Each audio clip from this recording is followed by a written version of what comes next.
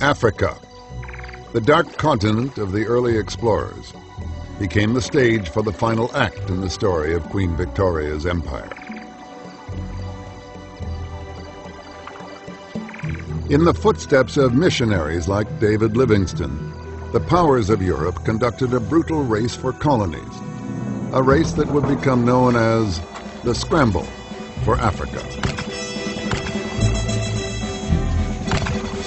In Britain, this last burst of expansion was inspired by two men whose stories would bring the British people to a climax of imperialistic fervor. The first, General Charles Gordon. Sent on a diplomatic mission to a poor Arab country, he launched a personal crusade to free an oppressed people. His defiant stand would draw his queen and her empire into a holy war and lead them on a romantic but violent quest to impose a new world order. The second, Cecil John Rhodes, started out as a simple cotton farmer, and he became the greatest empire builder of his generation. To fund his dreams of conquest, he embarked on a ruthless pursuit of diamonds, gold, and power that made him the most formidable and the most hated man in Africa. Between them, Cecil Rhodes and Charles Gordon exemplified the virtues and the vices of their age. They would lead the British to new heights of glory, and they would expose the dark underside of Victoria's empire.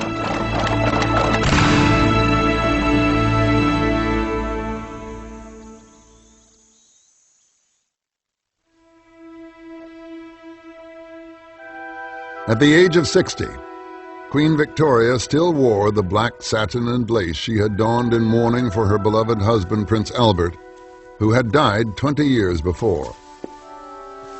To her 350 million subjects across the world, she was the godlike symbol of British power and prestige. But in the winter of 1884, her empire faced a serious threat from one of the poorest and most obscure regions on Earth, the Sudan.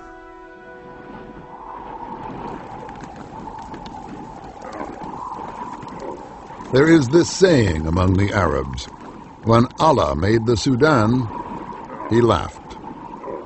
In Queen Victoria's time, most of its 9 million people were nomads roaming a wilderness as large as Western Europe. The Sudan had no roads, no railways, and most of it was unmapped. Out of this wilderness came a prophet, an Islamic preacher who became known to the Arabs and then to the world as the Mahdi, the expected one. The Mahdi inspired the warlike tribes of the Sudan to rise up against their corrupt rulers. His armies swept through the country like the Simoom itself, the notorious wind of the desert. Many in England soon feared that a jihad, or holy war, would sweep northward into Egypt and threaten the lifeline of the British Empire, the Suez Canal.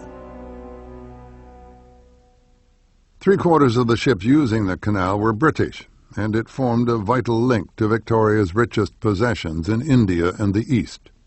For this reason, British troops were stationed in Egypt to protect it.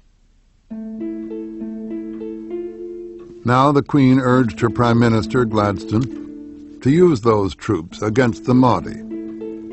The Queen feels very strongly about the Sudan and Egypt, and she must say she thinks a blow must be struck. These are wild Arabs, and they would not stand against regular troops at all. We must make a demonstration of strength. Gladstone did his level best to treat the Queen with courtesy, but he did not place great value on her judgment. Quite worthless. William Ewart Gladstone. He was one of the greatest statesmen of the Victorian age, a man of immense moral and physical strength. In his 70s, He relaxed by chopping down trees on his country estate. He believed that the strength of Britain's economy and the force of its liberal ideals could lead the world. He was a champion of human rights, and he believed in opposing tyranny. He was against the use of British troops to suppress what he saw as a popular uprising in the Sudan. But the press and public were of the Queen's opinion. They wanted action.